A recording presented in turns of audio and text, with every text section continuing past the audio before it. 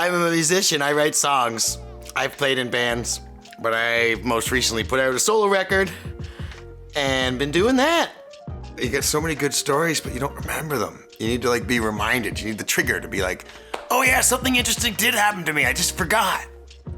I think first and foremost, my art is inspired by the world, by experiences and by life. So I think my songwriting specifically is more inspired by what I experience necessarily than other people's music. But I definitely find I get really inspired at live shows, and when I see somebody do something that I'd never seen before, when you see people find new ways to captivate the audience, that really inspires me.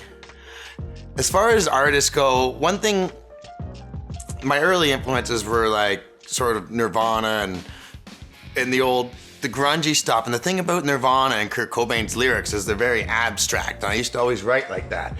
Whereas lately I've been more inspired by people like folk singers and John Prine, who actually tell you a story.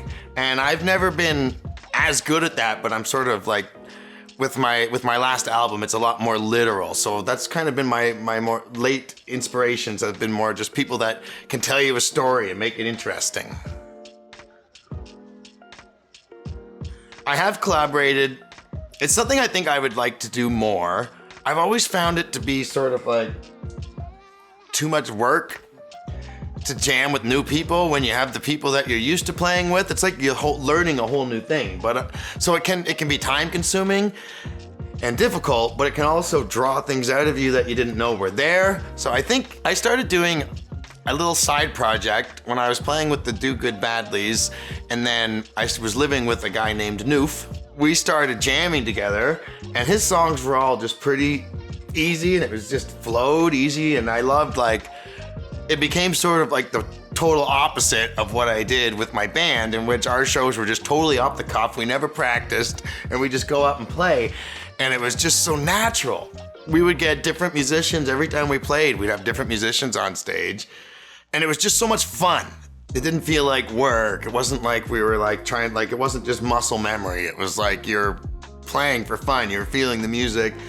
So I definitely, that was a really neat experience doing that with Noof, and I would love to try collaborating with some more different people once the pandemic's over. That's kind of really put a halt on any ideas like that. People do it digitally, but I'm not really interested in that personally, trying to jam with someone digitally. The lag's bad enough just trying to talk to people on FaceTime, let alone play a song with them. My first records were very, very abstract. But even still, that was a big sort of load. It was jumping over a line. It was getting used to being comfortable with expressing yourself. And it was really hard when I put out my first record when I was 16. It was more poetic. I was trying to be a poet more so than a storyteller, but it was still dark and emotional. And to bring that to the world, it's kind of scary when you play the songs yourself and you like them. You play them at a concert to a bunch of people you don't know, and that's not so scary. But to put it on a disc and then have your family have access to it, anybody have access to it, your grandmother could go on Spotify and listen to it, anybody could listen to it, people that you knew as a kid. So it's hard as a songwriter that it's I kind of had to do that a second time as you start getting more literal in your songs. It's everything you put there, it's going out in the public. And on the one hand, I'm not an overly private person. I'm very happy to share. I don't really hide much, but obviously there's certain people in your life that you don't show every aspect of your life to. And when you put stuff on a record, it's out there. Everybody's going to hear it. You can't control once it's out there who can hear it. So it really is I think that was sort of a second time having to get over that same hurdle of the very first record I put out, of being okay, I'm just going to say what I want to say. And I tried to go into my new record with that thought process, being I'm going to say whatever I want to say. I'm not going to think about who hears it. I'm not going to censor myself. I'm not going to worry about it. And I tried to push myself over that same sort of hurdle. And so for me, the creative process is really just, I get inspired every day.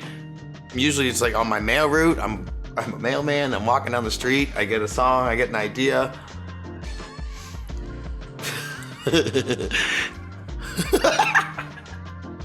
I think the quieter you try to be, the louder you are.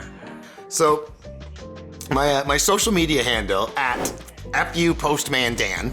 It was inspired by my friend the Noof that I played with in the Mailman and Noof show.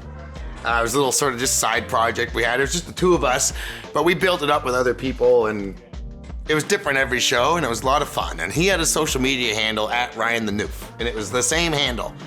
Every Twitter, Facebook, Instagram, everywhere, it was the same, at Ryan the Noof. Whereas on mine, it was like, I'm this on Instagram, I'm this on Twitter, and it was different on everything. So and I looked, and it was like, it was impossible with the handles that I was using to get them on every service because they were too popular, too slow to the draw, couldn't get them. And then I started working with Ed the Sock, former Much Music personality and City TV late night talk show host. Ed the Sock's making a comeback. He's still working on a network, but I don't know if it's going to be the same. He was starting a network called the FU Network. A really good buddy of mine was working with him, and he asked me if I'd be interested in hosting a music show for the FU Network called FU Music with Postman Dan.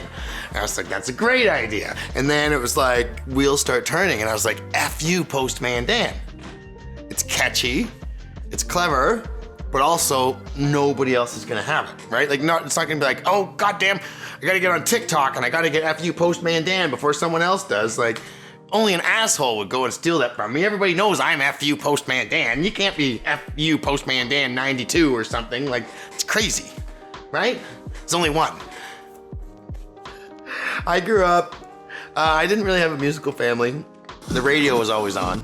It was always just on in the background. Dad always had the radio on, but no one was real serious about music. But for me, the radio became like my passion. Like, the radio always had to be on. I had a radio in my bedroom. I listened to it all the time. It was either music or, at the time when I was a kid, it was either the country music station or the hockey game.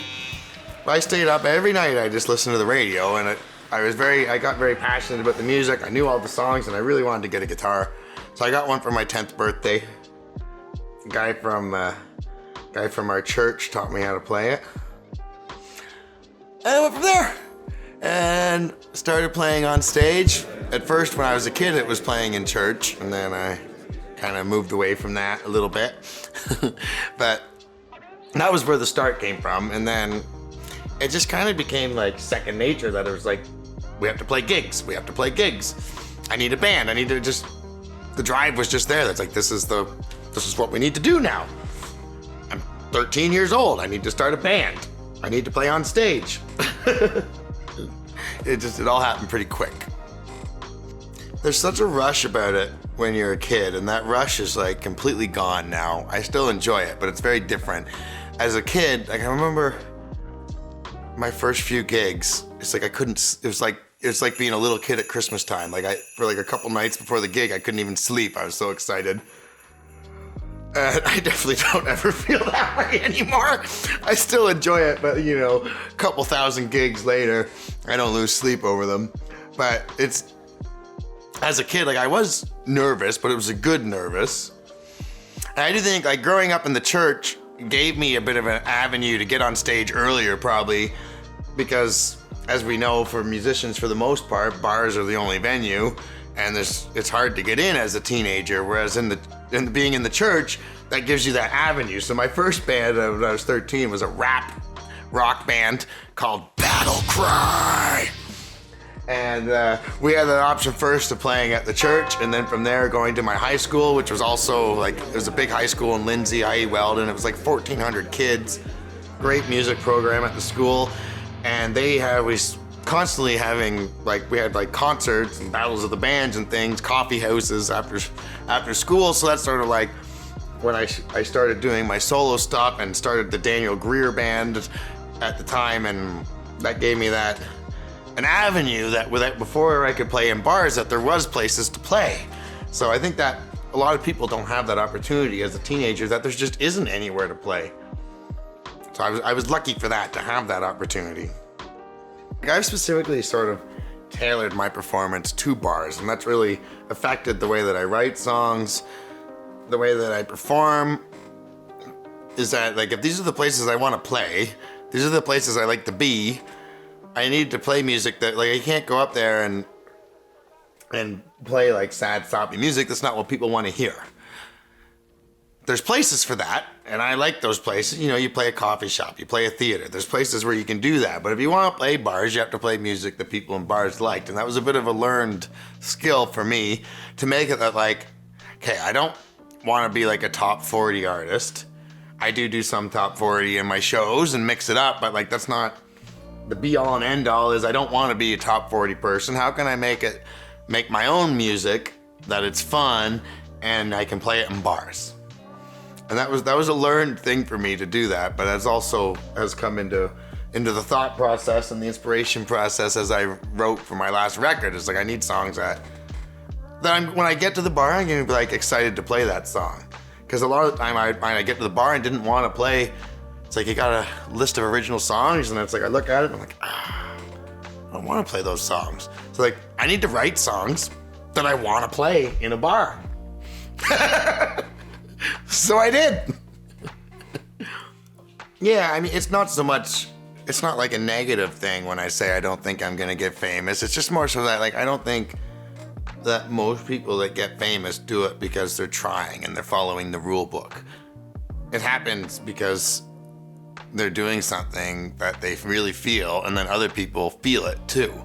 So you can listen, you can read all the books about how much compression you should put on your vocals and how many times you should layer that guitar and how you should produce your music to have that simple beat or whatever you want to do. You can really make it real glossy like, but if the song and performance isn't there, then none of that matters. So I think it's just the thing that I've learned is just don't worry as much about what you're supposed to do and just do what you want to do. Make it easy, make it fun. Make it real, and then put it out there and let the people decide if they like it. Hey folks, thanks for listening. I'm Daniel Greer. This has been really fun. If you want to check out some of my music, I put it everywhere under the same thing. It's at FU. If I write it, it's gonna look backwards, isn't it? It's like a mirror image. I started to write FU Postman Dan with my fingers, but it's gonna look more like Nama Kukakuf or something. FU Postman Dan. It's my Twitter. It's my TikTok. I just started my TikTok. I'm actually really good at TikTok. Highly recommend it. Instagram. And it's also, if you type it into Spotify or YouTube, that's the easiest way to find all my music. FU Postman Dan. And thanks for watching.